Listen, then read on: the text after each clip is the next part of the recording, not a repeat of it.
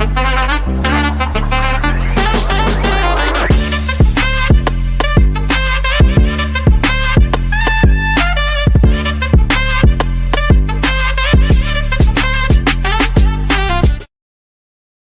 back to Straight Facts. I'm joined as ever by the brilliant, the wonderful, the golden child, the man who's always mudded. Lee Gunner, how are you, mate? I'm good. I'm not golden child today because it's cloudy today, Terry. Very, very cloudy. It was raining earlier as well. I don't normally happen in June, but yeah, I'm good, man. I'm good. And I just want to make it clear to all the people in the chat, I was actually on time. We were just having a little chit chat backstage, prepping for the show, all that jazz. Yes, he was actually on time. I couldn't believe it. Lots to talk about today. We're looking at the Declan Rice bid. When is it coming this week? It's reported it's imminent. Arsenal starting concrete negotiations for Cancelo from Manchester City. Neymar to Chelsea is a deal that is expected to potentially advance. We're going to talk about that. And we'll have a little touch on West Ham later on today. Man United's new takeover bid from Sheikh Jassim, and United looking at a new number one goalkeeper. We're also going to look at some of Lee Gunner's clips from this week and challenge on some of the things he said. And I've got a bone to pick with him as well. There's another Lee Gunner in the mud moment that I will bring to him a little bit. He doesn't even know what it's going to be yet. It's all fun and games, by the way. It's nothing like... Well, I'm in the mud every week, but big up to everyone who don't like me in the chat that comes and watches it. We appreciate you. Get your super chats in. Absolutely. Also going to touch a little bit on the £35 million fee for McAllister, but that will come when we get to Lee Gunner's clips because it's connected to McAllister. So stay with us. Don't go anywhere. Hit the like button. Make sure if you're subscribing, the bell notification is turned on because the algorithm is not your mate. I'm telling you that now. But Man United have had a new takeover bid come in today. $6.5 billion from Sheikh Jassim. And he has essentially said, Lee, it's take it or leave it. The rationale behind that is we want to get in now to give Ten Hag the best possible summer. It is a reported increase on their fourth bid. It's now their fifth. How do you see this playing out in the coming weeks? Because the Times are stating that Ineos and Shajim are the preferred bidders or the favourites at very least. New bid from Sheikh Jassim, take it or leave it. What do you see going on, bro? Smart from Jassim, man. That's smart. Take it or leave it. Last offer. Ain't bidding again. I think he's probably got the ump that it's taken so long. This all started kicking off in February? Beginning of March, maybe? And it's just going on and on and on. I know we're talking about big figures here. Yeah, but at the same time, it's just gone on and on and on. You know, first round they're bidding, second round they're bidding. The only two people that look like they've shown any real interest, Sir Jim Ratcliffe and Sheikh Jassim, and we've known that for months. Yeah, and in terms of Ratcliffe, number one, he said exactly the same thing when he was bidding for Chelsea, word for word, pretty much. Yeah, I want to make Chelsea back to how it was. I want to do this. I want to, get in there and get everything settled quickly and blah, blah, blah. And then you've got Sheikh Jassim that's going like, well, hold on a minute. We want to rejuvenate everything. We want to make Man United the biggest powerhouse on the planet, blah, blah, blah, blah, blah. Yeah, whereas Jim Ratcliffe didn't even have the money to buy Chelsea. How's he got the money to buy Man United? Yeah, like for me, the guy's just a waffler. Like he's literally like, and the thing is, like, I see a lot of people saying they prefer Ratcliffe. Listen, I ain't a Man United fan, so I don't care either way what happens. Yeah. If you get Ratcliffe, it's probably better for my club, but at the same time, it's going to go on and on and on. And I think personally, you're going to end up staying with the Glazers. Yeah, because I think that they're probably sitting there thinking, right, well, he's bid 5 times. He's saying take it or leave it offer. Maybe he'll bid a 6th. Yeah, and what we do is we get Jim Ratcliffe to bid more.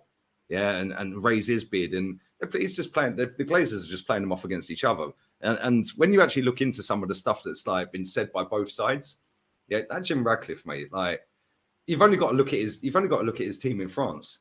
Where did they finish in the league? Yeah, so you can already see what kind of ownership you're going to get if you get that guy. Then there was talk of it was going to be a partial stake and the Glazers stay and blah blah blah. Whereas with the Jassim bid, wants full ownership, and I think that's where the Glazers are probably sitting there thinking, do we really want to sell all of this? Like I think this is all on the Glazers, man. Like obviously they want to hold out for the most amount of money. I get that, I understand that. Yeah, and I don't think they're going to get it. I think you're going to end up keeping the Glazers, and it'll be dressed up and marketed that, oh yeah, well, you know, they didn't want to pay the required money. You know, we're going to stay with these. Then you'll go out and do a summer window of 350, 370 million, something like that, and everything could be rosy again. Because Jim Radcliffe's already proven he ain't got the money to buy Chelsea Football Club. How's he got the money to buy Man United when it's valued higher?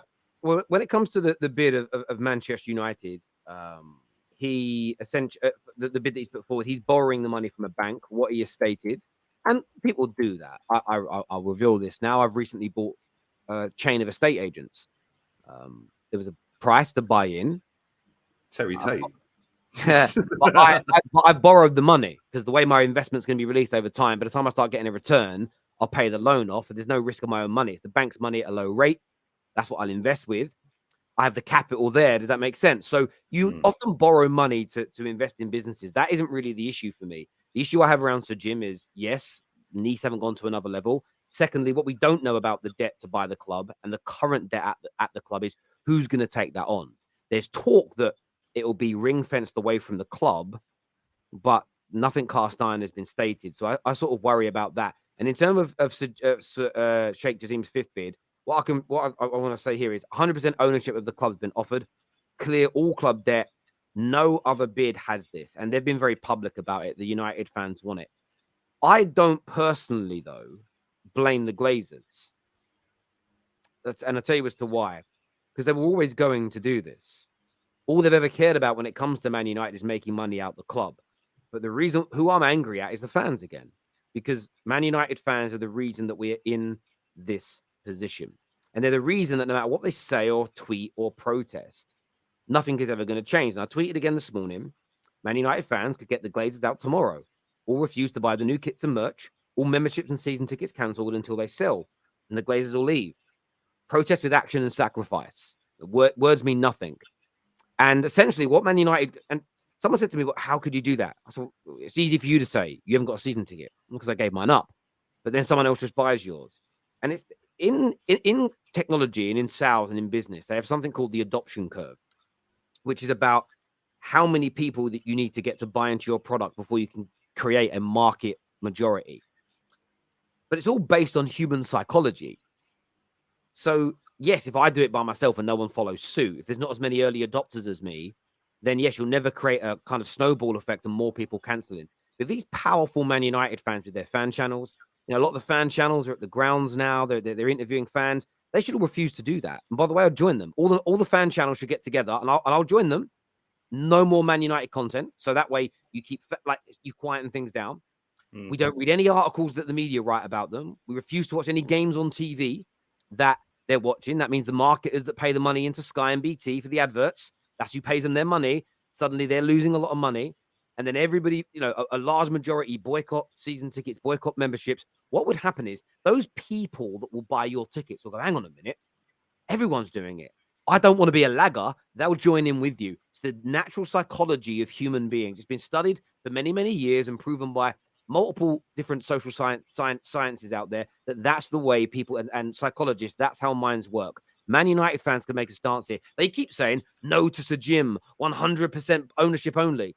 If Sir Jim buys it, they're still going to renew their season tickets. They're still going to buy the new shirt. Then they're not going to do anything. Most Man United fans online are all mouth, zero action. That's who I'm more frustrated with because they won't yield the power they own. They own the power here, but they're either too scared or they don't love the club enough to sacrifice going to games or wearing the shirt. I heard a United fan, he tweeted me, oh, but buying the shirt's like one of my favorite things to do. Exactly. You care more about you, how you feel than the future of the football club. So for me, look, I want the Sheikh to get it. I've got massive reservations over Sir Jim if he gets over it. But all these Man United fans hypocrisizing themselves with the notion of it's our way or the highway. No, it isn't. It's their way or their way because you are going to do whatever the Glazers do. You're just going to go along with it. You're going to roll over and you're going to have your belly tickled again by the Glazers. And I protest all you want. Who are you protesting to? The Glazers that are in Florida. No, they'll protest outside the stadium and then go inside it. And spend money. It's crazy to me. And it's annoying. Look, I want the Sheikh to come in, and I think most Man United fans are in agreement surrounding that. But it's just so embarrassing watching them all online today, having a hissy fit and crying. Tomorrow, though, they'll be doing videos, all the new shirt reveal for the new shirt for the club, promoting it for them. You know, does this Sheikh Jassim actually exist?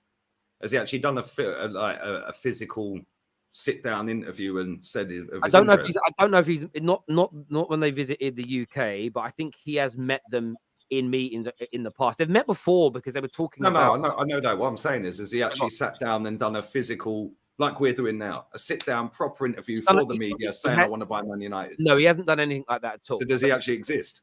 He does exist. He is real. He's a real person. I think what's interesting with this though, when you listen to the Middle East media, they believe the bid is significantly higher than the English media is saying, but the Sheikh will never reveal it. They believe the Sheikh won't lose no matter what. It is a take it or leave it offer, but that's only being reported by the British press. I guarantee you, within 24 hours, the press in the Middle East from the Gulf will come out and say the Sheikh's baffled by that news. That isn't the case at all. So let's kind of see how this sort of plays out in terms of that. This is going to go on for a while, and the thing is, Terry, if it is a real person, right, then I'd imagine it is. I'm only taking the mick, but if that is the case, they probably already got the ump already that they ain't bought the club. Yeah, because like you said, the British press, not even half, probably 3/4 of the British press don't want him here, so they're going to report negative like posts about, oh, it's a take it or leave it offer. Yeah, but is it though? Because we haven't actually heard from him personally and directly on. Bro, someone just sent me a message. This is from Qatari media, who have said the Sheikh has submitted a 7.4 billion bid. But the British press is saying that it's around 6.5 billion. So again, the difference in terms of the Arab news, this is from arabbusiness.com, versus the UK media is very, very different. That's why I'm not getting too bogged down by what they're saying, because I don't think anybody knows the full truth. A lot of people saying this has taken too long. It hasn't. The industry experts, in terms of people that deal with big business acquisition, all stated it could take this amount of time. Just go back to when Elon Musk first said he wanted to buy Twitter to it happening. I swear it was about 6 or 7 months. Yeah, but to be fair, that was due to court battles because he pulled out because he said there was too many bot accounts and the figures that he was presented with. Yeah, in terms of annual users or monthly users was nowhere near what it was. And he got forced into buying it.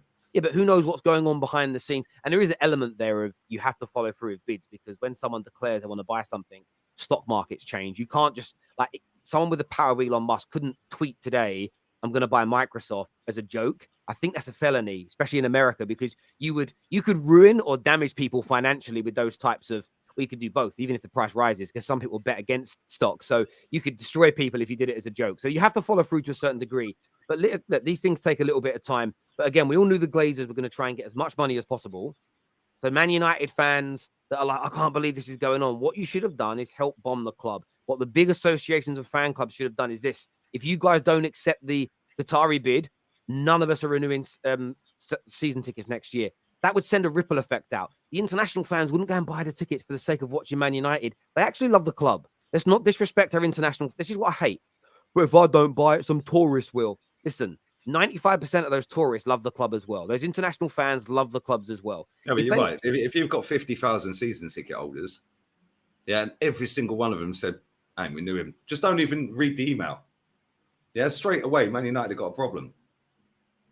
But they won't do it, Terry, because a lot of them have got invested interest. They want to get their way through the door as an up-and-coming journalist. Aspiring journalist is the word, I think, isn't it? Aspiring. Yeah, I'm an aspiring journalist. What does that even mean? Like, it means you just peddle out all the PR for the football club, so hopefully get in the door. Yeah. Right. But yeah, too many people have got invested interest, which is why they won't. You know, and a lot of people, they want to take their kids, and their kids are, oh, daddy, I want to go. I get that. Yeah, I understand it. But at the same time, you can't be sitting there saying Conky out and then turn up, or Glazers out and then turn up. And here you go. Here's another £1,000, Mr. Glazer. But I don't like you, and I'm going to wear a Norwich scarf to the game. Like, what's that all about? Exactly. And this is the thing. They only care about making money, the Glazers. So if you turn around now and say we're all cancelling season tickets, if you don't sell to the Qataris, we'll boycott every brand. We'll do what we did to TeamViewer. We'll ruin their online ratings. We'll do this. That creates a ripple effect. As I was saying, the international fans love the club as well. This perpetuated lie that the international fans are tourists and don't care, and they'll just turn up and buy our tickets. is a lie. They'll follow suit. They'll copy. They'll be led by you. If the big fan channels call out a boycott, look how much influence they have. I've always said I'll join in with them as well.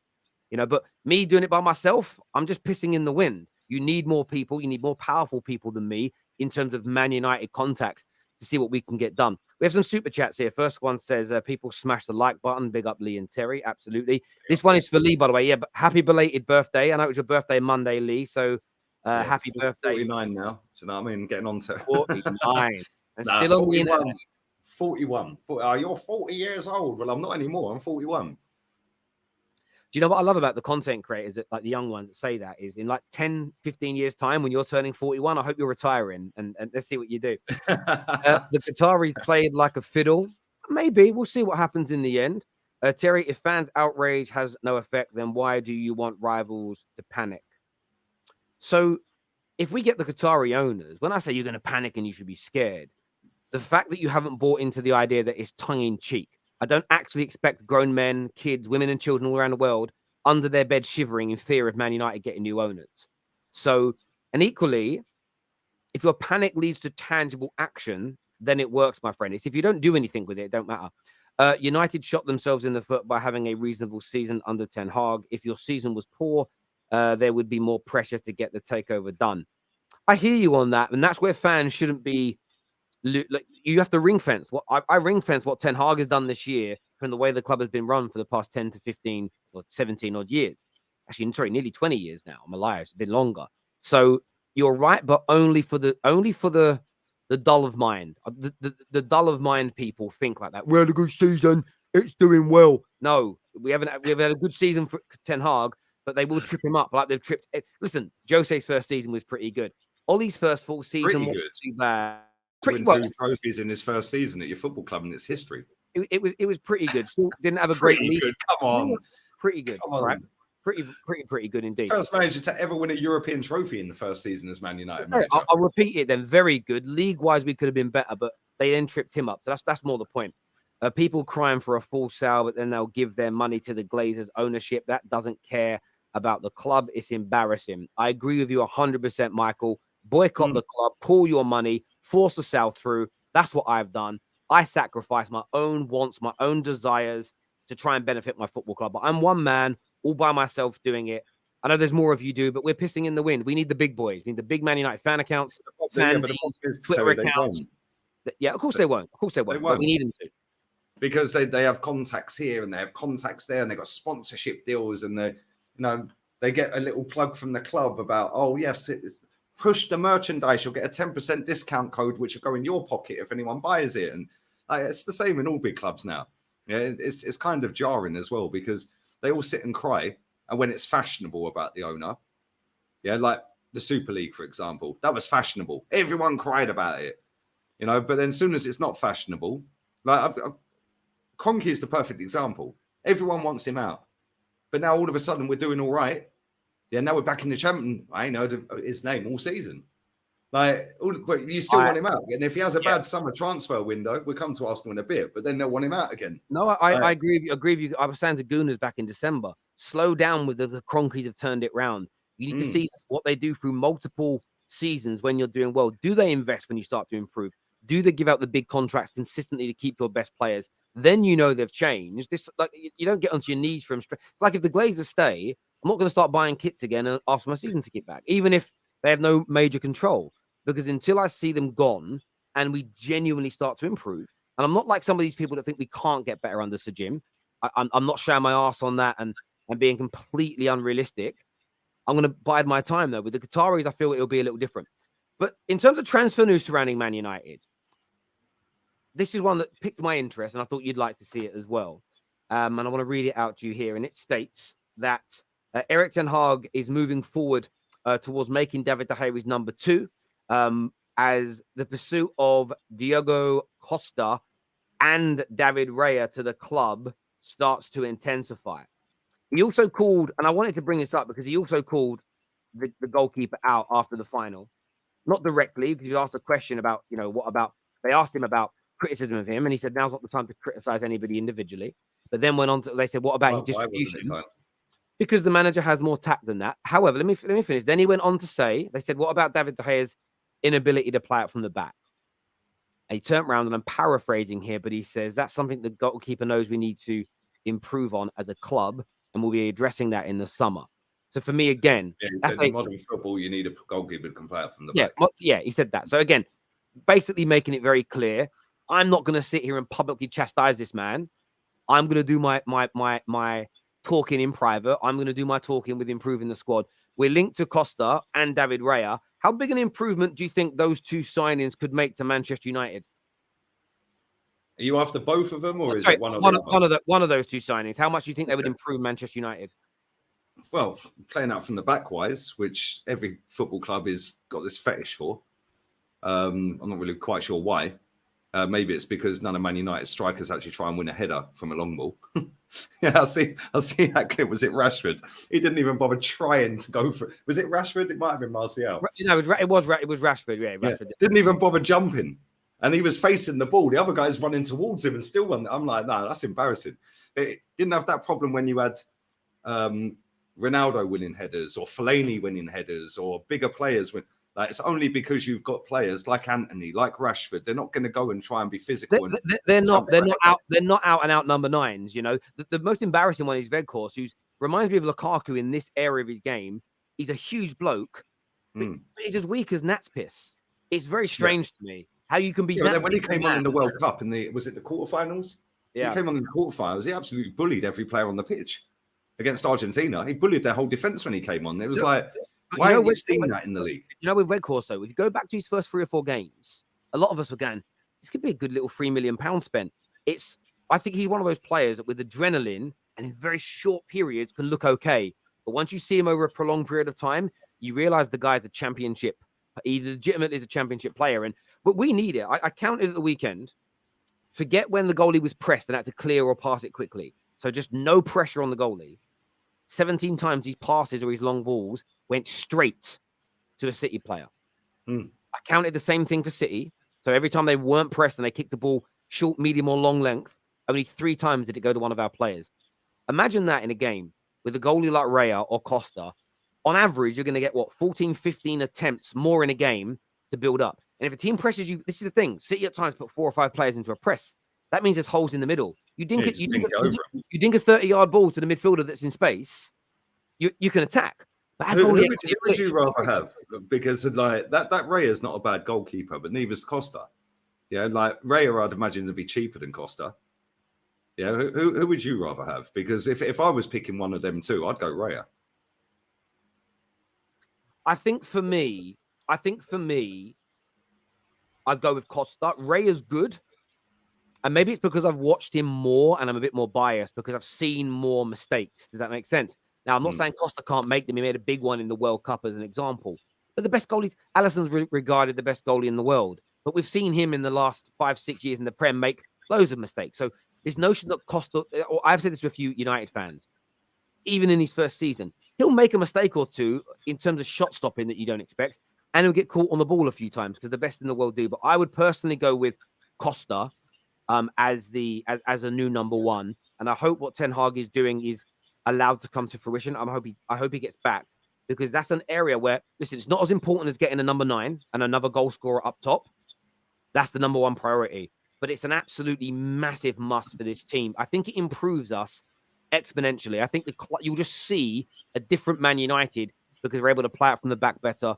Move the ball. Yeah, no, I understand that. Yeah, but at the same time, is David De Gea going to want to sit on the bench playing second fiddle to either one of them? How old's David De Gea? He ain't that old. He ain't like 40 or anything, is he?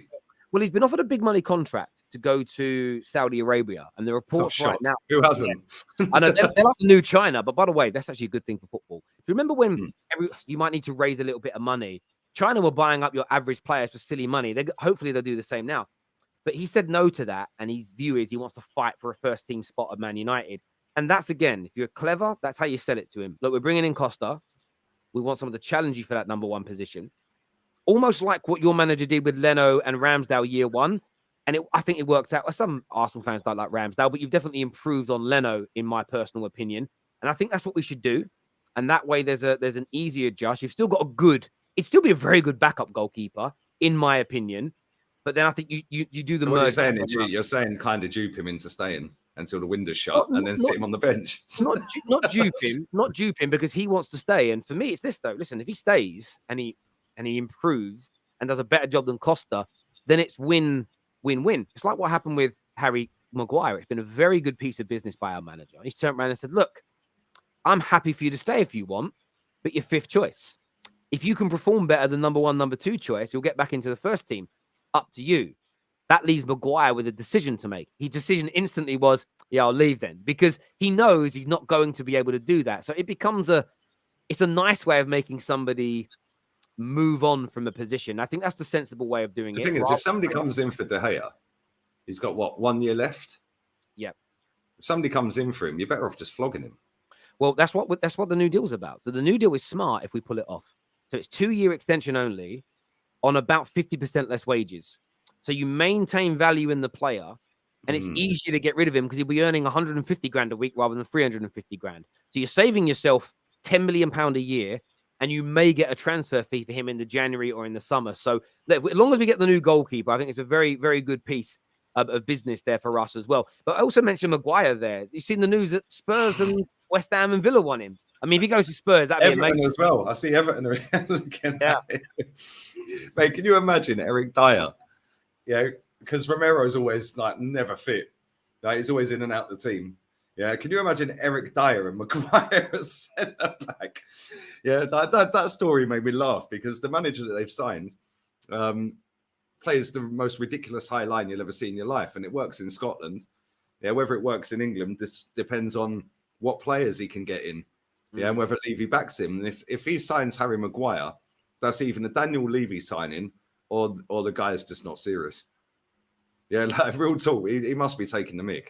Do you not think he can improve in the right system? Do you not think he can get back to his Leicester days, early Man United? Not at Tottenham. With that manager. And by the way, I've seen a lot of Tottenham fans having a meltdown over that manager, by the way. He's not bad. You think? Mate, I've got a couple of mates that live here that are from Glasgow. They're Celtic fans, yeah?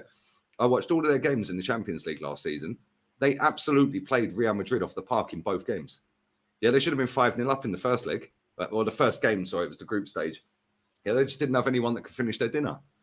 Yeah, if he can adopt that style of play at Tottenham with better players and keep Harry Kane, who's finishing them, he'll do all right. I'm going to say he's an elite level manager because he ain't. I wouldn't want him at Arsenal.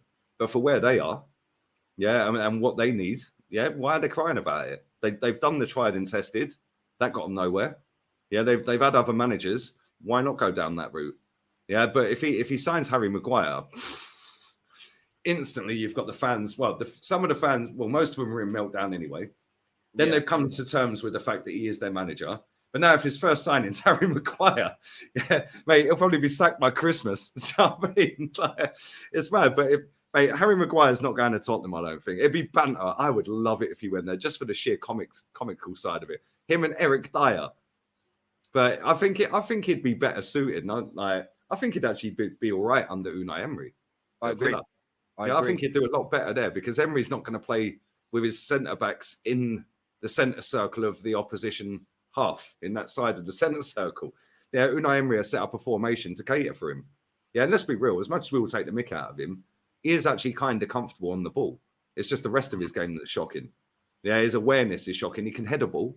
Yeah, and he's comfortable with the ball at his feet. Other than that, he's crap. He gets exposed in high lines and in one-on-one situations because of his lack of turning ability, because of his size and his pace. But you put him into a team where it's compact, maybe 3 at the back, a couple of defenders around him, midfielders around him. CMs. Like Southgate plays. Look at for England. Whether people like hearing this or not, for England, the guy looks amazing. The last 3 tournaments, he's been one of the best defenders in the last 2 World Cups and Euros. And it's because the system really suits him. But yeah, I feel like if that comment's funny, mate, just for the sheer entertainment value off of X next season, sign him. Meltdowns. It'll be crazy. This here says Spurs should hire Southgate. Maguire and Dyer is Southgate's wet dream. there is a lot of truth in that, Anthony. There's a lot of truth in that. They tried to get him. He just didn't want to leave England like a lot of people. Nabil here says, Terry, that's not an excuse. Stop stupidly defending Rashford. Elite players like him should try to win the header, whether he's a number 9 or not. English bias. Stop reading when you said an elite player like him. I can't where since well, when's he been elite? Well, I think he is elite. Again, it's not my English bias. And Nabil, I'm going to push this out at you now.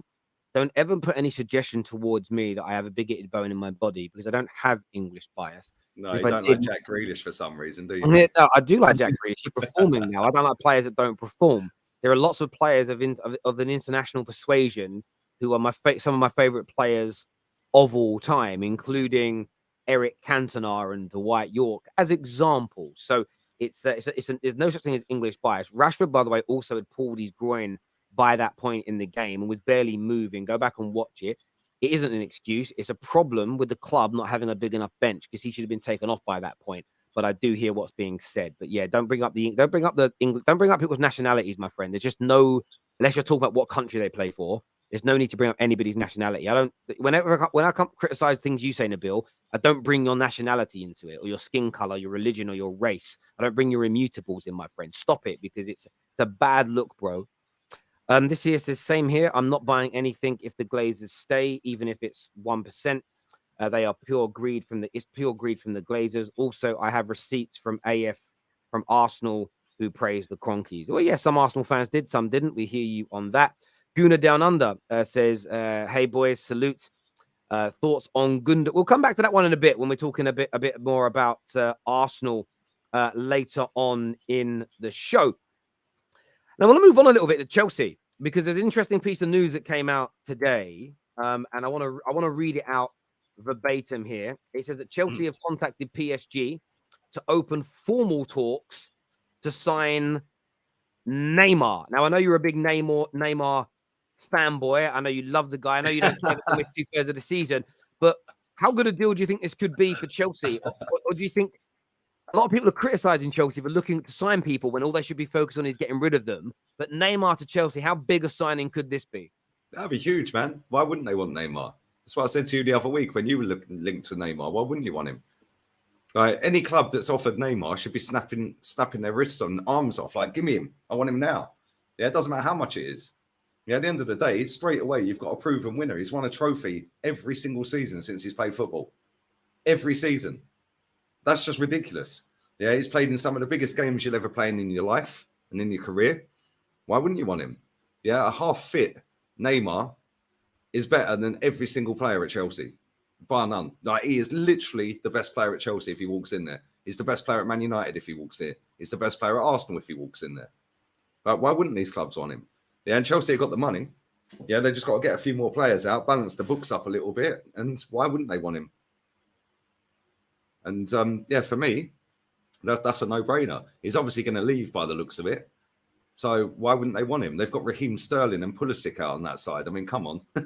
Let's be real with it. Like, and he can play up front as well. He can play false 9, number 10, number 9, left wing, right wing. He can play right back. He will still be their best player. They're top player. A lot of people here are saying sort of injured. Derek Kearse is so injury prone though. And name me a player that's gone through their career without being injured. But just because he's had loads of injuries, yeah. If you go and actually have a look at his output, yeah, playing half the games of, say, go and have a look at his output compared to, well, we did it the other week with Rashford. Go and have a look at it this season compared to Sterling. Is Sterling injury prone? No. He don't get injured very often. Yeah, and go and have a look at his output. But then the excuse will be, oh, yeah, but Chelsea as a whole are a mess. It's always excuse. If Neymar is available and wants to join, you sign him. It's as simple as that. Yeah, he is easily their best player if they sign him. Yeah, it doesn't matter whether he plays 25 games a season or 65 games a season. He will be your best player. And for them 25 games, nobody will have a better output than him, even if they played 65 games. Quality footballer. The way he glides past people is just a joke. Yeah, he can score, he can create. Yeah, he's got that X factor. Instantly, the right back's going to be like, oh, I'm up against Neymar today. Do you think they're doing that against Sterling and Pulisic? Let's be real with it. They're going to do it against the 1v1 demon that Matisse once told me Hudson-Odoi was. The 1v1 demon. All right, mate. Yeah, Neymar's probably the 1v1 demon because nobody wants to defend against him. Let's be real. Yeah, cool. He might be out injured for half a season. And what? Josh here says apples and oranges. Output in a pub league versus the Premier League is different gravy, Lee. Output in a pub league, mate. He was ripping it in Spain. He's ripped it for Brazil in international stage. What are you chatting about? Did you think before you wrote that? Real talk. Yeah, go and have a look how many goals that guy scored in his career. But then it'd be, oh yeah, but he had Messi and Suarez with him. Round and round we go with excuses. The guy's a top footballer, a top footballer. And to win as much as he's won and to play in the games that he's played in, why would you not want that experience at your football club? And then people to talk about, oh, but it costs so much money. Who cares? Is it your money? Why are people so obsessed with saving the owner's money? I don't think it's about that. It's about investing correctly, because if you overspend on players and undersell players, you run out of cash. All clubs will run out of cash because of the evil that you hate in FFP. So you don't want to waste money. And if you buy someone that cost you 50, 60 million, almost £1 million a week in wages, that he misses 2/3 of the season, you may be better off investing those wages in 3 top-class players that have a better fitness record, because you may, over the course of a season, benefit more from it. I think there's more of that. I mean, like Mudryk, Pulisic, and Sterling. I'm not saying that, but I'm not. Those nothing between all 3 of them for the same money. But I understand it. Well, Pulisic himself is injury prone. Mudryk's still young to see what happens. I get you on that. I'm not saying that all of Chelsea's business prior has been perfect, but that's not what individuals are saying. People don't want to put that much money into a player that is probably only going to start 10, 15. Yeah, but it is their money. It's their club's money. They need to spend on players. Yeah, it's their club's money. It's not their money. But when I see Arsenal fans doing this, especially when you get tweets coming out, how much would you pay for Caicedo? Well, you ain't paying for it. The club are. The club's owned by Stan Kroenke. Yeah, in this case, we're talking about Neymar, and Todd Bowley owns the football club with Egbali. Why are people moaning about oh it's too much money? Well, it ain't your money, mate. It ain't coming out of your bank account. I don't think that's what they're worried about. What they're worried about is injury record. Well, no. Sterling was on the pitch most of the season and did nothing. I think, Lee, what people are talking about when they worry about the cash is, say you've got a budget of 200 million to spend, and you're after a player that's valued at 60, but you spend 90 on him. That's 30 million pound more you've eaten into your budget, which means you may not be able to get all your targets. You do that on your first. Yeah, I get that. Say you've got 5 targets and it's got 200 million, but you overspend by 60 million on the first 2. You're not going to finish a summer window. I think that's more what people refer to. There's a question here that I want to ask you: is Neymar, will he be better in the Premier League than Mo Salah? In what way? Because he's a miles better footballer. But will he? A lot of people think that Mo Salah is better. You know, better injury record, outputs in the Premier League. Because they don't watch Neymar and they support Liverpool. Like, come on, Tel. Yeah, if you're that's like comparing night to day.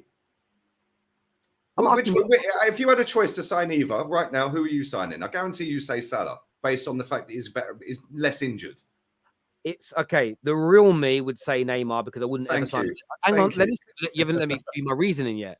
Is because I wouldn't sign a Liverpool player because I'm old school. Oh, come on. What is wrong with you? If he hadn't played for Liverpool, I'd pick Mo Salah. That's like me saying I would never have signed Sol Campbell because he played for Tottenham. What is that all about? I'm just that's the way I am. I don't want anything really. I don't want anyone that's been associated. Even if Pep was available tomorrow, I don't want him to manage Man United. He's City. I don't want him. I'm old school. KJ, clip that, bro. I've got my reason. It's not me saying he's a bad manager, but I would pick Mo Salah. Mo Salah's outputs are on par with everyone's Premier League goat in Thierry Henry, the consensus goat, not everybody's, sorry. His injury record is better. He's cheaper, which means you're getting as much output, more availability for a third of the price, meaning you can invest elsewhere. Mo Salah, he may not be able to dribble as well. His first touch may not be as good. But overall, as a package for your team, delivery of outputs, consistency of performances, availability, and then budget to invest elsewhere on the pitch, Mo Salah is a better deal than Neymar. I'm not saying better footballer, but better deal, because this isn't about buying the best. I said that Neymar's overrated before. He is massively overrated compared to R9 and players like that. But I'll tell you something, yeah, doesn't mean that he is overrated, because the way people go on about him, it's like he's the greatest footballer of all time. No, he's not. Ronaldinho was better than him. And I've seen Ronaldinho. Yeah, better than who? Neymar. Oh, yes. Yeah, exactly. Yeah, but that doesn't change the fact that if he goes to Chelsea, he's instantly their best player. Not only that, if people want to talk about money and wages and all of this and that, how much income would Neymar bring to that football club, whichever club signs him? Because let's be real, he's one of the most marketable footballers on the planet. But so you are right. The Neymar effect Look at So, yeah, Ronaldo, Messi. He's up there with him. You're right on that. His fame would net off a big proportion of his salary, and I've said to people for years, part of your salary is based on your commercial side of things. It often gets reported wrong by the media. You'll see someone on £500,000 a week. Sometimes like 200, 300,000 of that is image rights, as opposed to just. Bear with me, my hernia is giving me grief today. Yeah, so, Man said so. His salary is huge in Egypt. Yeah, Neymar's huge around the whole world, mate. It's big. Who's the most marketable footballer? Who brings the most income into their football clubs? Yeah, Salah ain't in the conversation, mate. On anything you want to list, technical ability, output, trophies, yeah, money coming in, yeah, image right. Neymar is clear of Salah on every single thing you can actually go through, mate. Trophies won, the lot. You can't get near him. Yeah, but he plays for Egypt, so he's never going to win a World Cup. He's never going to do this. Neymar's fault, is it? Let's just have a look at this, right? Let's have a little look at this, right? I'm just going to. Neymar's won a trophy every year he's played football. Listen, Neymar's brilliant. I'm not denying it. I'm just looking at commerciality here. Neymar, 209 million followers on Instagram, right? That's what's Mo Salah. I'm just going to get a drink. I'll be 1 second. Mo Salah. I mean, Mo Salah's got a lot. He's got basically 60 million, but the difference in size, marketability, pool. Yeah, listen, Salah is smaller in that regard, but I would still sign Mohamed Salah. So what you're saying is Neymar's 4 times bigger than him? Or 3.5 times bigger? As a star, yeah, he is, and I'm not denying that. That's not. But I don't just sign players because they're a bigger star. I'm talking about. No, of course not. But at the same time, if you sign, let's say Chelsea signed Mo Salah, would the global world, like the media, the fans, would Chelsea's Instagram followers and all their followers suddenly go through the roof? Would they be getting deals through the door, sponsorship wise? Financially, as much as Neymar. Financially, Neymar is a better deal for a club in terms of what you can bring in commercially. Not going to debate that, but my club has signed a number of players for commercial reasons over footballing reasons, and it hasn't gone so well. The TBG here says Neymar is generational, one of the best footballers I've seen after Messi and Ronaldo. In this debate, he's not third for me. He shouldn't be compared to Salah. I hear what you're saying. It's like this comment here, yeah. Now, how about actual contribution to the team? Neymar isn't on Salah's level. Well, let's go back to that then. RUKS. Are you going to do outputs here? I love it when no. I don't need to do outputs because the only metric that's required in football is trophies and medals. And Neymar has won one at every single club he has played for, and he has won a trophy and has the medal every year he has played football. Now compare that to Salah. So Salah's output at Chelsea first time round, Neymar's output since he became a professional footballer. Everywhere he's been, he's won a trophy every year. Every year. Go. So there we go. So if you want to talk about contribution, well, he's contributed in his teams over the years, winning a trophy every year. I think Neymar's great. This here says, thank you, Daniel, for putting a membership forward for us there. Some of your super chats ain't relating to this specific. Mahrez is still better, though. So we'll come back. Wouldn't Chelsea run foul of FFP if they were to get Neymar? But as we just stated, on paper, yes. But the problem is with using net spend as a barometer is you are not factoring in all the new incomes that could come with a player, how you net things off, how they pay for the transfer. So no, they've got too clever. Their accountants are too clever for that to happen, in my opinion. This here says, do you guys think Chelsea get relegated like Leicester in a couple of years? Do you agree? Does American owners care about football clubs like the Middle East owners look at City, unlike Arsenal and Chelsea? Do you think Chelsea get relegated? No, they won't get relegated. They have a scattergun approach at the moment. But the one thing I will say is Kante's just left today. He's going to Saudi. Yeah, they've got Pulisic that's leaving. They'll have Ziyech that's leaving. Kai Havertz, despite the rumours by Marca saying that he ain't going to go to Madrid, he'll probably end up at Madrid. Yeah, and if he don't, he'll end up in Germany, maybe even Bayern Munich. Who knows? Yeah, they need a striker. Yeah, not that he's a very good one, but I think the amount of money that they'll bring in this summer by getting rid of players, and then with a manager that's actually better than Frank Lampard, you'll see them rise up the table a little bit. I don't think they'll be in a title charge by any stretch of the imagination. They'll be lucky if they win anything next season, especially with him because he's a serial loser. Yeah, but at the same time, I do think that they're nowhere near relegation, mate. No chance, never in a million years. Yeah, I don't think they'll be near relegation. I think they'll improve to a certain degree. They're definitely not going to be in relegation for me. Happy birthday, Mr. Lee. Welcome to the 40+ club, is what Shombe says here. Yeah, 41, man. I felt it on Tuesday morning. I can't lie. After 4 days of partying, I feel all right today, man. I feel good, fresh. 12 hours sleep, and I'm back in the room. I like it. I think Sir Jim has played the game well, even if he doesn't get the money like Qatar. He packaged it well to lure the Glazers. It's pure business. Listen, it wouldn't surprise me if the Glazers hired him to do it, mate. Just to get the Qataris to pay more. It wouldn't surprise me one bit, sorry. It would not surprise me. I hear you on that. Thank you for that super chat, bro. Here, this says, I am a Brighton Avovian fan in Ireland. Brighton have scouts at our game. Oh, no. I don't know. It doesn't mean Brighton Avovian. So I don't know what team that is. Bohemian fan in Ireland. The scouts at our game. They have scouts in 4 corners of the ground. That's how you find hidden gems. I mean, they're also looking to spend some money. They've just put a record £40 million bid in for Cornwell. They've already spent 35 million on a player from Watford. So they're spending some of that money, bro. Spending some of that money. Balance that back with the McAllister deal, which, by the way, can I just say, yeah, that is an absolute bargain. They've signed a World Cup winning midfielder for the same price we signed Fabio Vieira. I saw a tweet earlier, and it said the golden child has fouled here. They're not so smart. I think more will come out in this. It looks like they put before he did his new deal, they put a clause in of around 35 million. Basically, what this journalist was alluding to is they probably didn't rate McAllister as highly as he's turned out to be, and they've shot themselves in the foot a little bit. They obviously did that before the World Cup. He had an outstanding World Cup. And it's skyrocketed. Let's be real. He's probably about, in this market, if Mason Mount's going for around 70 to 80 million, he's got to be in that bracket, surely. Mate, it's a phenomenal piece of business from Liverpool. And they're linked to... We should have signed him. Yeah, I mean, they're also linked to Kone, and they're linked to Thuram, 2 very talented, young, highly skilled footballers. Like one's a DM, one's a CM.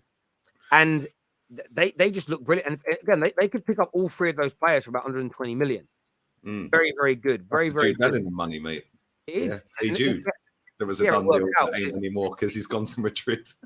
It's very interesting to see how it's going to turn out. But do you know what's funny? We've sat on these shows before and said that why would they sign Bellingham when they could go and do that money on 3 midfielders? They obviously watch themselves. They obviously watch us. Mate, obviously they are. You know, maybe they scouts in all 4 corners of YouTube. This here says Neymar has more goals and more assists than Salah. There we go. Thank you very much, bro. Oh, but it's a Farmers League. Okay, mate. This here says Caicedo talks to Chelsea is odd. He wants Champions League. Okay, I'm going to nullify this right now. Go on, Lee. N'Golo Kante won the league with Chelsea. He didn't sign. N'Golo Kante won that. Well, he did win the league with Chelsea, but he won the league with Leicester. Could he have stayed at Leicester and gone in the Champions League when Chelsea were 10th and not in the Champions League because he wants Champions League football? Yeah, which is the biggest myth ever, by the way. Yeah, peddled by mainstream, right? But he then leaves Leicester, who've just won a league title, which is in the Champions League. He goes to Chelsea and actually wins the Champions League. They've now been relegated. So this myth that a footballer is going to base his career choices off of a year in the Champions League or 2 years in the Champions League is complete garbage.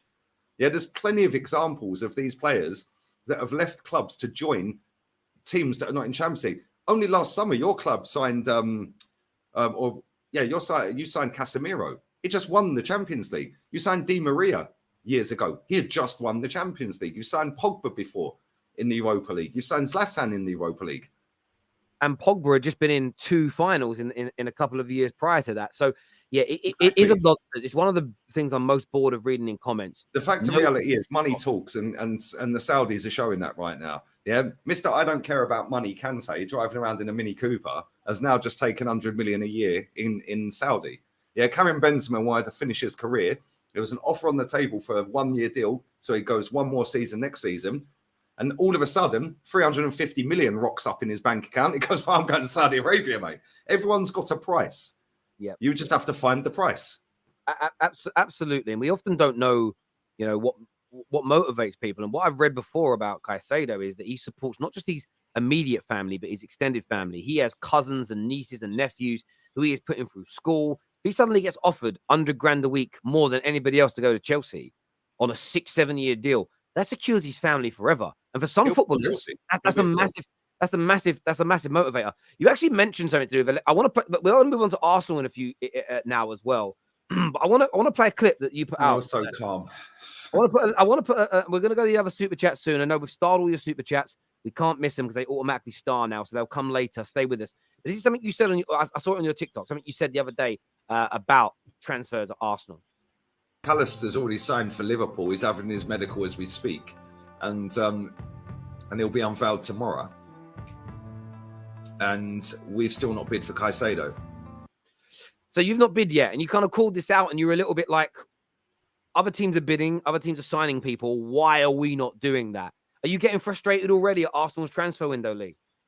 Well, yeah, we just signed Reece Nelson to a new contract on 60 grand a week. Why? Makes no sense. Did we not learn from Eddie and Ketty 100 grand a week in the King's number? Like, we've got William Saliba stalling on a contract because we're offering him on 120 and he wants roughly 200.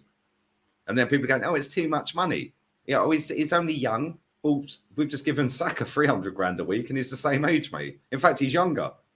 Yeah, then we put 2 bids in January for Caicedo, or did we? We kept good relationships with Brighton. They're not in a final like Declan Rice tonight. Good luck to West Ham, by the way. I hope they win it. Yeah, I really do. I've never seen them win a trophy, so it'd be it'd put all the Spurs fans in the mud even more as well, just if West Ham win it. So yeah, on that basis alone, I want the Hammers to win. But we apparently bid for him twice in January. He was 70, 80 million we were going to in January. Well, he ain't in a final. De Zerbi said on the last day of the season in an interview when they played Aston Villa, Moises Caicedo and Alexis McAllister have played their last games for the club. They will be leaving this summer. His words. He said it in an interview. So we're now sat here, and I know the window don't open for another week, but you can still sign players. Asensio's just signed for, and Ugarte just signed for PSG. McAllister for Liverpool.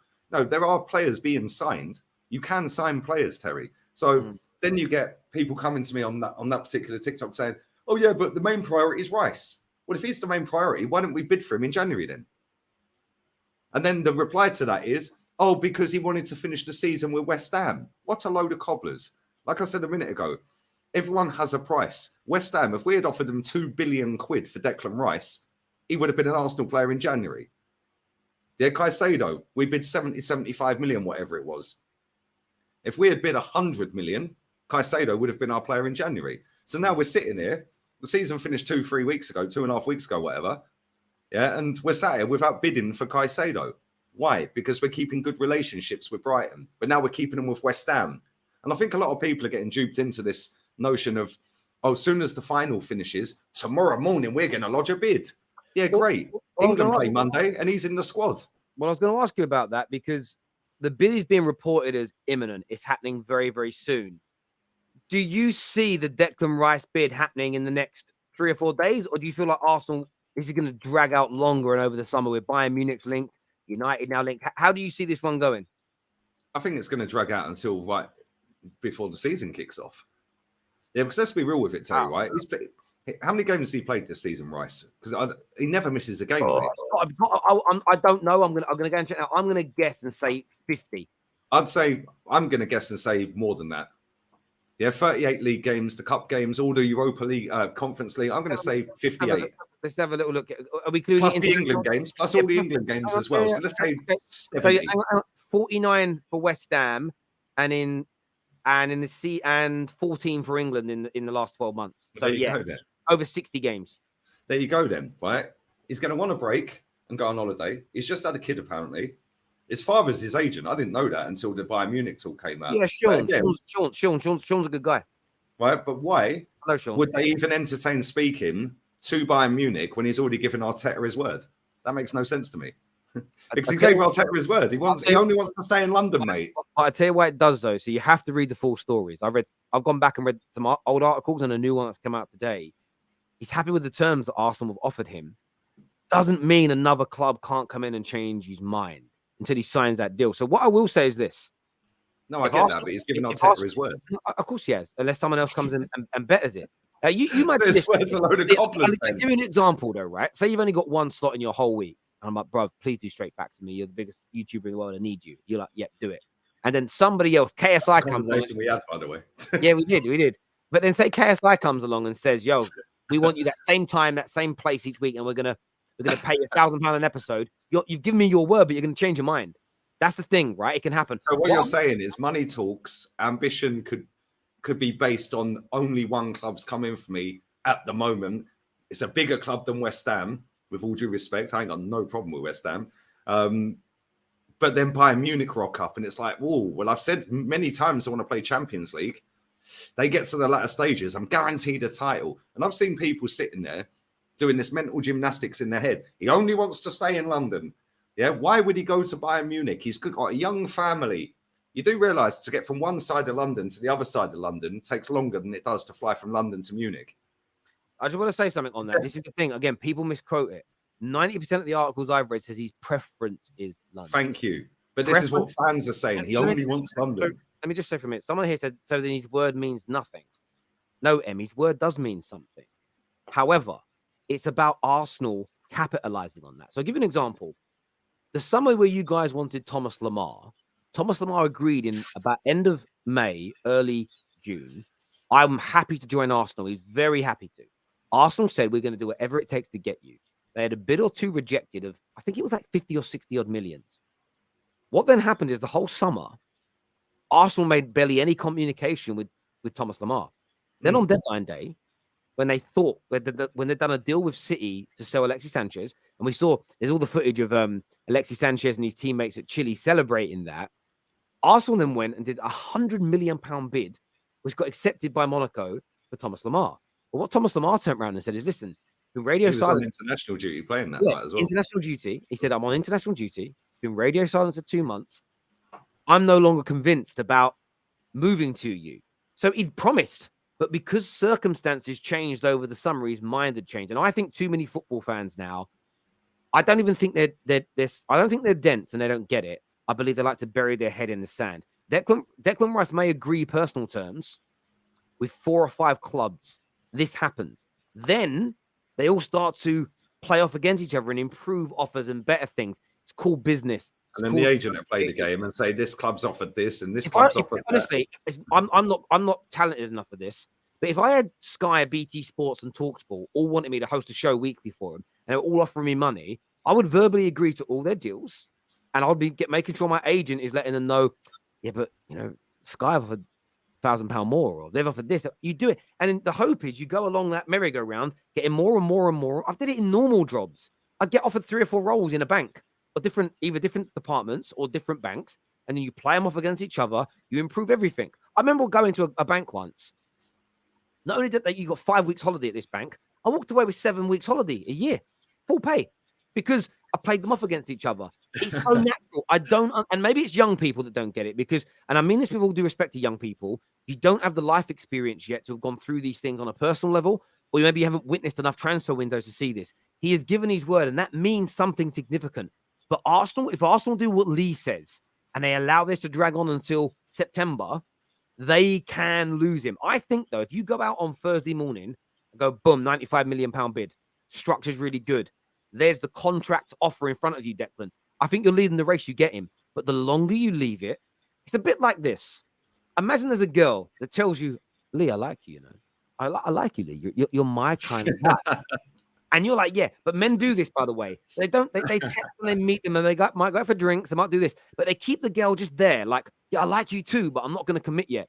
There's only a certain amount of time until that woman will say, I ain't waiting no more. And they move on. It's the same scenario. Strike while the iron is hot. Arsenal are leading this race, in my opinion, when you read the body of work that's out there.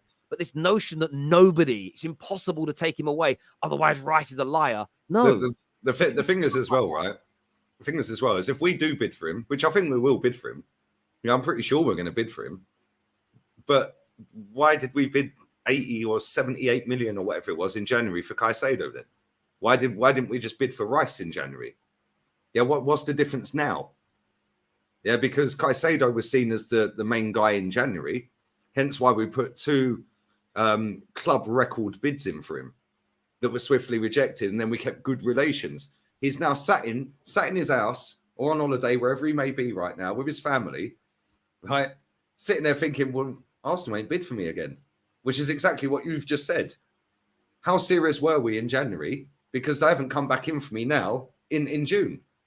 So now let's say, for example, we do go and bid for Declan Rice and West Ham reject it. They want 100 million, let's say. Because I didn't know this until I read something the other day.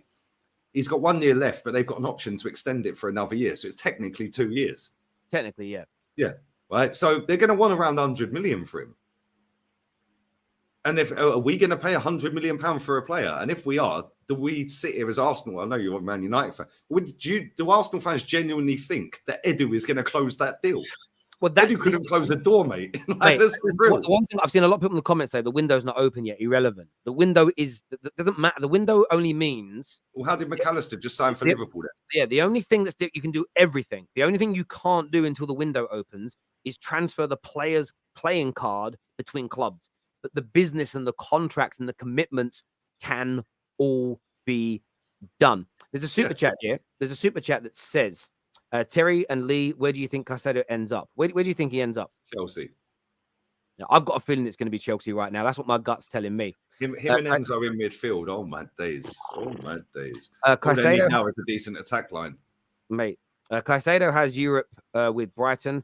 Then move to Chelsea with no Europe and no guarantee of Champions League after next season. Chelsea will have listen, they will offer good money, but Chelsea will pay what Brighton want for him fee-wise. But Anthony, I think you're living in this world that Chelsea are going to stay 12th, 11th, forever. 10th, and this is the thing. I see this all the time. Oh, but Chelsea in 12th. Last time Chelsea finished in 10th, the next season they won the league. I'm not saying Poch is going to win them the league because he ain't. Yeah, but does N'Golo Kante sit there and regret leaving Leicester when they won the league and Chelsea were 10th? No, he don't. No, 110%. Lee Guna are going to become Lee's citizen next season, is what he said there. I like that. My loan's been extended for 2 more years, mate. And listen, big up Saturday, man. Yeah, Mahrez winner in the final. I'll be there for it. Can you imagine? More than you believe. Reece Nelson reminds me a lot of Loftus-Cheek at Chelsea. Nowhere near good enough for the first team. Just there for the vibes and because he's one of their own. Is what Paul said. Do you know what it is with him as well, right? We've apparently given him 60 grand a week for 4 years plus an option of a 5th. Right? That's basically 15 million quid. So we've got Reece as a full package for 5 years for 15 million. It's a cost-cutting exercise. The same with Eddie. And now what will happen is next summer we'll sell Eddie. And we'll make some money. And everyone will go, oh, that was smart business. Yeah, I've got a video coming out later tonight about Wilfried Zaha. Right? He's on the verge of leaving Palace. Is he an upgrade on Reece Nelson? Yes. Well, there you go then. Yeah. Is Balogun an upgrade on Eddie Nketiah? I have not seen him play, so I'm not going to. I think so. He's got more about his game. So, but what I'm saying is Balogun's already on our books. I'd take him over Eddie. But Zaha is an upgrade on Reece Nelson and can play in 3 positions up front and both wings, right? Reece Nelson played 589 minutes last season and won the game changer of the season award for 1 goal, right? In 1 game. Erling Haaland scored a hat-trick and got 2 assists in the Manchester derby, mate. What the fuck? Yeah, no disrespect. That goal was insane. And I nearly broke my toe on this table leg jumping around celebrating it. But it was all irrelevant in the end, right?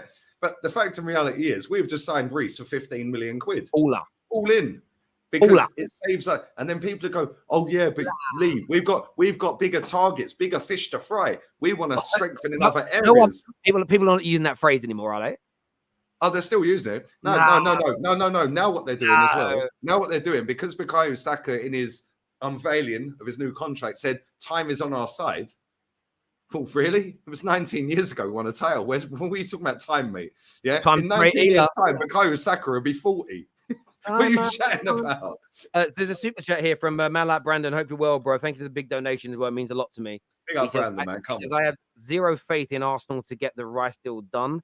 We've already shown we're not a serious club. Nelson's new contract, offering Saliba 20k more than Nketiah, bidding for Caicedo in January, but now he's not our first choice target. And this is what I'm saying. Arsenal make no sense in transfer windows. And this ain't just an Edu and Arteta thing. This goes all the way back to Gazidis and Wenger. The last time Arsenal were genuinely serious in transfer windows was when David Dean was here. I think how many years ago that was. Like we've had, no one was available when we only signed Petr Cech. Hello? Yeah, why do you look at me? I did not see you. Yes, it's your press conference. When he, I used to love his post-match interviews because he just made this noise 100 times. With the we played a little bit with the handbrake on in the second half. I used to love when he used to go, he's made that noise. And then Fergie's my favorite because I listened to his press conferences and interviews for 25 years and I still don't know what the fuck he said. anyway, that's how it sounded to me. Gibberish. Brandon, he also says here, Lee, we're selling Trusty, biggest PR move ever. Who the Of course we are. Who's Trusty? Austin Trusty, man. Yeah, Austin Trusty. We signed Austin Trusty because we were trusty in the process at that time, Terry. Obviously, yeah, and then went on loan to Birmingham. Yeah, scored a couple of goals. Everyone got excited about it, and I was selling him. Of course we were. The whole reason we bought Austin Trusty is because he's American and we're trying to break into the American market. The same with Tina Turner. Yeah, what's his name? I don't even know his name. Matt Turner. It's the only reason we signed these two American lads is to break into the American market. And people will take that as, oh, yeah, well, that's out of order saying that. Well, why are we on tour in America again this year? We're on tour again in America. Why haven't we gone to Africa? Why are we playing Manchester United, Wrexham, and I think Real Madrid or Barcelona, one of them? Why aren't we playing Wrexham in Wrexham? Why aren't we playing Wrexham in Wrexham? Why aren't we playing Man United in Old Trafford? Because it's all about that, and they want to get more new fans. They'll give all the new fans that are at the stadium that are paying $800 for a ticket, by the way, because that's how much it's costing, $800 for a ticket. And then what will happen is Martin Odegaard will come out and sign the shirt that they've paid £100 for with Saka and 7 on the back. I hear you. By the way, people ask me what I'm doing. It's my Tina Turner tribute. RIP to Tina Turner. I know. Man. What a legend. What a legend. What a legend. See, the kids don't know what Tina does. I can't do it fast. I'm going to give myself a... Honestly, my hernia in my chest is killing me. What's love got to do? Got to do with it. Who needs a heart when a heart can be broken? I love it. Woo! The best song she had, though. We're showing our age right now, mate. The best song she had, because you and me both saw this in our childhood, was because one of the greatest English boxers of all time used to use it for his walkout. When Chris Eubank Sr. come out to Simply the Best, that was just a song. I remember when he came out on a motorbike, like a Harley or something. And the song was. I remember. Yeah. Simply the Best. I love it. Love it. I wish my club were Simply the Best. Now they're not. Maybe back then we probably were. This here from Michael. Terry, will your team Arsenal? I'm dead banter. Make top. Tell him, Michael. I don't think Arsenal win the league next year. I think City will, but I think they'll make the top 4 as things stand. Why do you think right City will? Now. Why do you think City will, though? Because they're the only ones who take it seriously? Or? No. Look. Listen, beginning of the season, City Liverpool I thought would go one better this year. Once I reaffirmed I went with City. The only reason I changed my mind to Arsenal is because you had an 8-point lead and City were dropping points and you look better. But if we're going to predict right now, City are the best team in the world. So I'm going to predict them to win the Premier League right now. But if things change over pre-season, injuries, great signings, it might change. But right now, you can't bet against City. Sorry to cut you off. There is breaking news, by the way. 1 hour ago. Official from Fabrizio Romano. Borussia Dortmund have confirmed Jude Bellingham deal done with Real Madrid. 103 million euros plus. No, lies. It can't. The window ain't open. The window ain't open. Oh, yeah, exactly. I mean, how is this even possible, Terry? Add-ons can amount to 30% of the fixed amount. Agreement signed between the clubs. Same for Jude, who signed until 2029. Here we go. And it's a picture of Jude mocked up outside the Santiago Bernabeu. There you go. How is that even possible? I mean, we're not even bidding for players. Granit Xhaka's not even left, by the way. because we're waiting for his replacement, which tells me we're not confident about getting his replacement. I hear you on that. So in terms of that, so I want to just go to some more of these super chats here. This one here says, this season proves nothing. There are no guarantees. My point. Yeah, but Anthony, that works in both directions. So you don't go Chelsea and you stay at Brighton, and Brighton finish 15th next year, and Chelsea are in the Champions League. You've shot yourself in the foot. So yeah, it works both ways, I think, my friend. But great challenge. I saw this is Terry. So I'll do that one in a second. This says, "Hi boys, how you doing? I see Lee's point saying Pep didn't want him. Why should we? Even though he's old at the business end of his season. Would you take Gundogan? Is basically what this is alluding to. No. You don't want Gundogan? No. Fantastic footballer. But if Pep deems that he is not eligible for next season, for whatever reason that may be, we're trying to catch this club and overtake them. They've offered him a new deal. Pep has offered him a new deal. So yeah, they've offered him a new deal, which is not what... Like, they're not... I do think he will stay, by the way. I do think he will stay. But any player like Cancelo and players like that, if Pep deems them not fit for purpose, why would we want them? So you don't want Cancelo either? No. Wow. We've already got one defender that can't defend. Why do we want two? Well, you are starting talks with them, according to the media. You're starting talks with Cancelo. Yeah, and we'll probably end up signing him because it'll be Arteta. And that, again, will not be on Edu. Yeah, that'll be Arteta getting a Man City player in, not Edu, which he's done with the previous two. But have we not learned our lesson? We've got one defender who's inverted that can't defend. We're now going to go and get him because I've seen all this talk about Ben White. I've seen all this talk about Ben White being a backup to Saliba next season, which is all great and fantastic. Cool. But if Cancelo is the right back next season, buckle up. Clunk, click, buckle up, because now we've only got two defenders out of four that can defend. And not only that, I big up this guy says all this guy does is complain. Mate, you see literally like 1 hour, 11 minutes and 21 seconds of footage and think that my whole life is complaining. My life's great. So yeah, if you want to cry, cry. I'm good. Yeah, but we've already seen that Pep's going away from this traditional inverted rubbish that he started. He started it, and now he's finishing it. Like, he's gone with 4 centre backs in defence in most of this season. And let's be real, yeah, he ain't going to be inverting fullbacks next season. So I don't want Cancelo. No, not for me. Not for me. Yeah, for me, we keep Ben White at right back. We go and get an adequate backup to Ben White at right back. I think he's been decent at right back this season. Yeah, I think he's been one of our better players this season. Centre back, he's a calamity. Yeah, if Saliba leaves, then we have a problem. But that's on the club now to sign him up for the right amount of money to keep him at the football club. And if they don't, it'll probably end up at PSG. And if he ends up at PSG, yeah, then again, that's on Edu and that's on the manager. Yeah, because like I said, everyone's banging on about this, Zinchenko that. Just go and have a look at our games this season and look at the goals that we've conceded. He is barely in the shot. And I know that is a thing that has been told by the manager to do, but at least use your common sense. You've played for Pep. You've played in title-winning teams. You've played in domestic treble-winning teams. And you're sitting there going, oh, let me gallivant off into the number 10. At one point the other week, he was at right wing and jogging back. And it's like, so what? We're going to go and get Cancelo to do the same. So Cancelo will be on the left wing as a right back, and Zinchenko will be on the right wing as a left. No. End this inverted BS straight away. I get you on that, bro. Some more super chats here. First one says, take a look at how much Arsenal make in outgoings from transfers. We are scandalous in transfer dealings. I mean, that's why I say you should worry about the money. You should worry about how bad it can be. Matty, man. Matty's always on point as well. Yeah, it's a joke. Is Sam shaving his head at some point? I assume he will be. Why? It's because is that over the Jude thing? Is it? Yeah. Is he going to shave his head? Did you have a bet? No. Not say as well. I paid up my bet to Kyle, by the way. The two on here. I paid that weeks ago. Nice. So as soon as the season ended, I think the next day I paid him, or the day before the season ended. Maybe it was the day. I can't remember. I paid him. I always pay my bets, Terry. I gave him his 200 quid, and I won't be betting on Chelsea finishing above Arsenal next season. But I did pay my bet. So yeah, happy days. But yeah, as for Cancelo, mate, no thanks. I'll be 1 minute, mate. Yeah, I am listening. Okay, cool. I'll come back to that super chat then because it's about you. This here says, I saw this debate on Twitter today, Kante versus Vieira. Majority of people say Kante. Me personally, I'd take Vieira all day long. You got to ask yourself, how old are the people in the debate?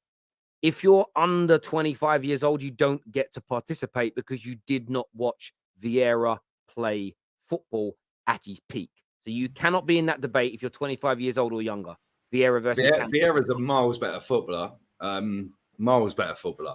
Yeah, I've never seen a player be able to dominate a midfield as much as Patrick Vieira on his own. Like literally on his own. You could play him anywhere on the pitch. The weight of pass, the vision, the physicality, like heading the ball, like tackling, so clean. Listen, Kante's an unbelievable footballer. Nowhere near Vieira, mate. Nowhere near. Yeah, I just think if you're under 25, I don't see how you debate something you never watched. It don't make sense to me. Lee Frez Nada, and I can't even pronounce that other name. Zubimendi players. We should be excited by. Keep seeing them linked every window. But I watch Zero La Liga. Should you be excited by those young signings, Lee? Fresneda got relegated, so that went well. But no doubt our fans are hyping him up into oblivion anyway. But to be fair, as somebody who does watch La Liga every week, he's not a bad player. Yeah, it's just the whole team weren't great. Yeah, but he's not a bad player. As for Zubimendi, tidy little footballer, won't cut it in the Premier League, mate. Not for me. Yeah, the other lad, he's younger. I think he's only 18, 19. I'll take him as a backup for Ben White. There we go. I would rather watch Nketiah and Nelson play than listen to you two sing Tina Turner. But we're not. It's true, but we're not professing to be professional singers. Lee, we're just professional clickbait merchants. Still. Yeah, that's what we are.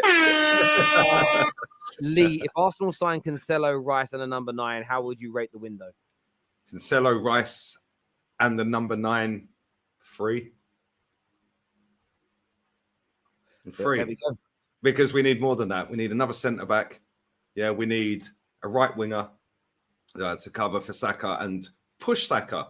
Yeah, and I've said this to you before, Terry. Yeah, just like when people sit there, it's almost like any of these starting 11 players can't get dropped. No, we should be buying players better than our starting 11. Then we see as soon as Trossard came in, Martinelli's performances went up and Trossard's performances went through the roof. So why can't we do that on Saka's side? We need a striker because Gabby Jesus ain't going to score you that many goals. Balogun I'd keep, get rid of Eddie and go and sign Ivan Toney regardless of his ban. Yeah, we need 2 midfielders and we need a right back. And if Tierney leaves, we need a left back. There we go. Yeah. Lee, you and Curtis Shaw have to do regular streams. Yeah, everyone's been hyping that up, man. Me, Troops, and Curtis, and Zara as well. That'd be quality. Hey, breaking news, Terence. Sorry to cut you off. Leo Messi to Inter Miami. Here we go. Wow. Lies. The window ain't opened yet. The decision has been made. And he's going to be announced by Leo in the next few hours. Messi will play in the MLS next season. No more chances for Barcelona despite trying to make it happen. So, listen, big up to Messi because he thought, I ain't going to go to the Saudi League. I've already proved I'm the GOAT. I don't need to compete against that. Do you know who's celebrating right now? Ronaldo. His Champions League goal record is intact. And I guarantee, I wouldn't be surprised if Ronaldo gets a loan back to Europe to score a couple more goals so he goes back ahead of him for European goals again. Mate, he's already in the Portugal squad. Do you know what's mad, though? I was going to say this, by the way. The Messi-Ronaldo era is done. It officially ends now. It's finished. It's done, yeah. Finished. Mate, do you know what's crazy is we've both seen the whole journey as well. The whole thing. Yeah, we saw it. I remember watching Messi's debut, man. And Ronaldinho scooped the ball to him and he scored and it was offside. Me and you... And then he done it again 30 seconds later. Well, we're slightly older and similar. Well, you're slightly older than Ronaldo. Ronaldo's a year older than me, but we're both older than Messi. So we've kind of watched them from... They were adults. We were young adults. Watched the whole thing. And I feel sorry for some kids that I spoke to. One lad I spoke to the other day on Twitter. I think he's about 16, 17. That loves Messi. And I'm like, just imagine, like, you don't even remember his formative when he broke through. Imagine not remembering that. It's crazy. But this super chat here says, the Queen cost Arsenal, so you know this year. Have you seen that clip? Don't even start me on that channel. Do not start me on that guy. Yeah, because Terry, your channel will probably disappear as quick as you can say disappear. My channel won't disappear. As long as you don't use any nasty... That's what I'm saying. Don't even start me on it. I should be gone, mate. Well, I don't know. In that bad. Move on. Let's move on. Terry, did you tell Lee about Big Steve's comments regarding Arteta and Arsenal yesterday? Yeah. In fairness, the video got released this morning on the Clips channel. What did he say? Well, I asked him whether we were talking about Arsenal and what they'll do next year, and I asked him whether or not he thinks, as we're all part of the Straight Facts family, whether he thinks we're a bit too harsh on Arsenal. To which he basically said, he gave a lot of reasons to why he thinks you are. He thinks you're kind of ignoring the process and the improvements the manager did and whatever I'll ask else. him a question to counter it then. If Pep leaves right now, would you trust Arteta to win you the Champions League final? That's the end of the debate. Yeah, because if he says no, yeah, then why am I supposed to trust it? We're supposed to be overtaking this lot. It's a fair. I mean, I can't respond. I can't answer. I'm just going. No, big up, Big Steve. He's a cool guy. By the way, he wasn't. He basically said he understands your standards. He understands why you think what you think. I think his view on his view on it is. I think his view on it is very similar to mine. That I agree with your standards and agree with what you want to achieve, but find it weird the in between bit where all the work. Like, I'm back in the gym. And I'm Arsenal have been on their longest trophy drought for a decade. Do you know that? Exactly. Right, I get what you're saying. But I hear you. And I always look at these things as the progress thing I don't get. But I hear what you're saying here. This here says, I don't get why fans fight Messi versus Ronaldo. It's simply a privilege to watch two players. It's more special as I watched CR7 while I grew up. The reason but that's the thing, yeah. Yeah. People have their preference. Your preference, Nabil, is obviously CR7, I'd imagine, yeah? If I was to ask you, I know, like you said, like you've seen CR7 while you grew up and that, yeah? But you've also seen Messi while you were growing up. Yeah, to watch them both, yeah? But I guarantee if I asked you to pick one, I guarantee you pick Ronaldo. Guarantee it. Yeah, but for me, and I know you're a Ronaldo guy, but you appreciate them both, but you'd pick Ronaldo over Messi. For me, yeah, we've seen both of them.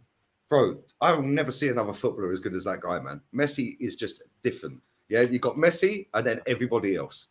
And I understand that point of view. I think the reason, though, to the Super Chat why there's fights is during the early years of Ronaldo and Messi, as they started to grow into the superstars they became,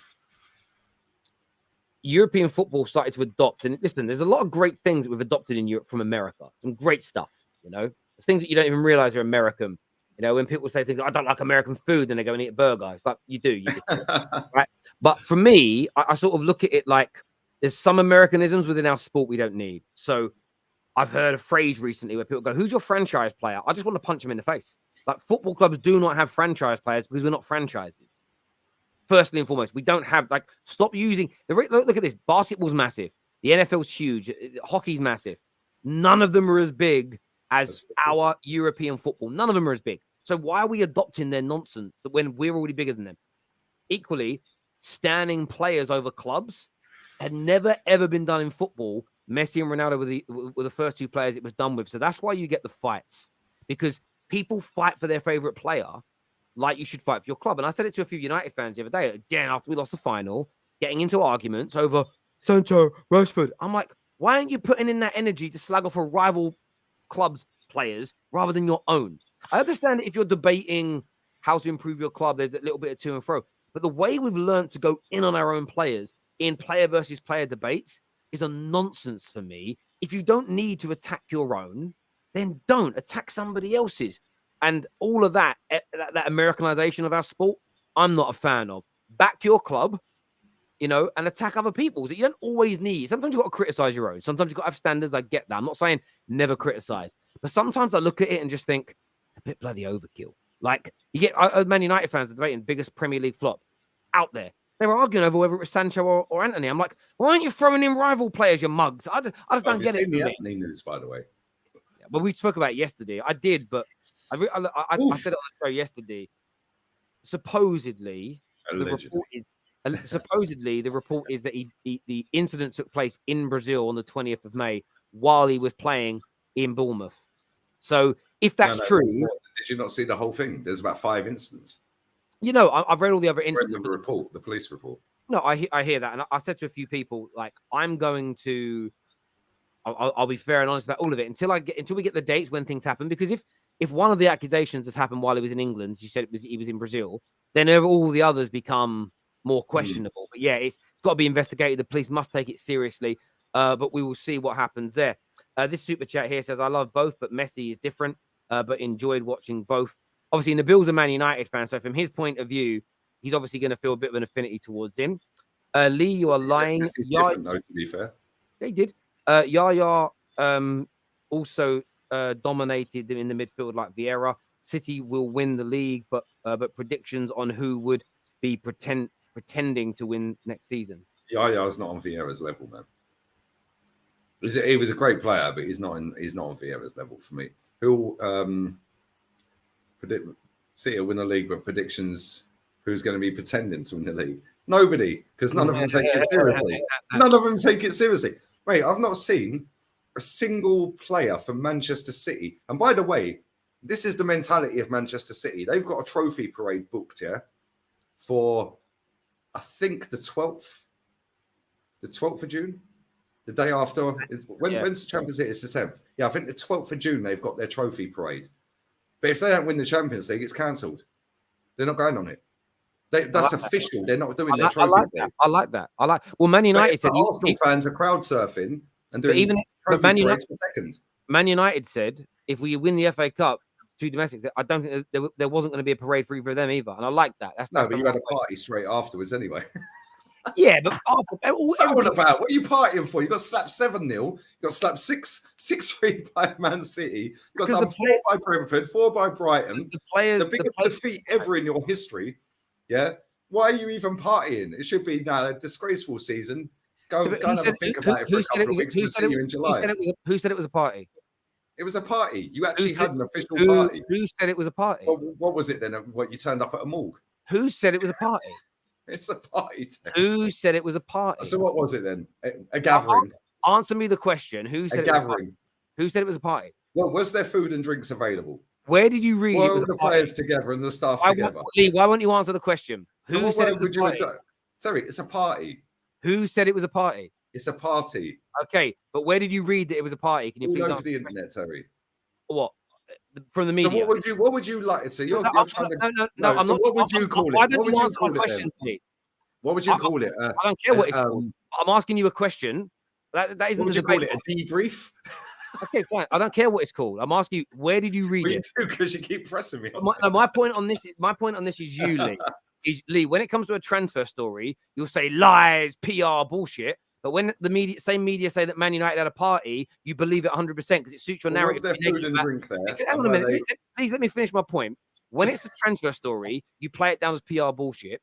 When it's no, I don't. Please let me finish my point, Lee. Right? When it's transfers and that, you play it down PR nonsense. When it's negative about Man United, or you can turn it into a negative about Man United, you believe it like God just came out the sky and spoke to you like you're Moses. Come on now, my friend. But look, I don't rip every transfer story apart, by the way. What I actually do is I give my honest thoughts on what the story is, how it's been put together, what the backing of that story is and the validation of that story and where it's come from and who said it. And then the evidence that's put in front of me, I then form an opinion on. Yeah, like the Caicedo one. We wanted Caicedo in January. We bid twice. Why haven't we bid now then? I get you. I think I look at it this way. Whether you want to call it a party or not, on a real level, I don't really care. A party. Yeah, but fine. We can call it a party. But that isn't my point. Let's just move on from that point because that isn't the relevant bit. I don't think that Man United should not be allowed as a workforce because that's their job to sit down, have a party, and end of year gathering. You know, a debrief, whatever name anyone wants to use it. I don't give a flying F. To say that I saw Man United fans today angry that Rashford's at a book signing for a book that he's released. No way should he be doing it. More books and trophies, yeah? Yeah, but again, why shouldn't he be allowed to do it? It's crazy, but it's a weird one to me. But just because, in interest of time, Lee, that's why I want to move on. Terry, you're such an effing southerner. Yes, I'm from the south. Thank you. There are even been better generation. Sorry. Has there ever been a better generation of sports talent than the 2000s? Ronaldo, Messi, Phelps, Bolt, LeBron, Tiger Woods, Brady. Look, it's every era thinks their era is the best because the new era, this expression, like, lives upon the shoulders of giants because you've got an even higher benchmark to start from, if that makes sense. So you typically get people get better and better, but it's been an amazing era of sport. There's no doubt about it. I'm 33. Love watching Messi versus Ronaldo. Who wins for you? Messi to me comes out on top. My favorite's Ronaldo, but Messi comes out on top. Mate, that season where he bagged 92 goals, was it? 91 goals, mate. Unbelievable. That guy was a joke. He was a joke, man. Legends slowly retiring. I remember Ronaldo's first Premier League game in the Premier. So do I versus Bolton. Messi debut, end of an era of the greatest, one of the best sporting generations. I remember Ronaldo ripping us apart at Highbury. 18 years old, ripped us a new one. Literally. Ripped us apart, mate. Yeah, Ronaldo back then was just, wow. Yeah, and then he went to Madrid and for, 2 years was insane and then just started stat padding. Yeah. There we go. Listen, everyone who's tuned in today, I want to say a big thank you to each and every single one of you. I'm off to go and have our after party, even though I failed this year. After this stream. So I'll be seeing you all later. Lee, always a pleasure to speak to you, my friend. Thanks for having me on again, mate. We're back later this evening with either some more transfer updates or maybe after the West Ham game as well. Back tomorrow. Dom Hussam is on the show for Straight Facts. We've got Dean Jones on in the morning as well to give the lowdown on the latest transfer stories from him. Until next time, everybody, take care. Goodbye. God bless. And we'll see you all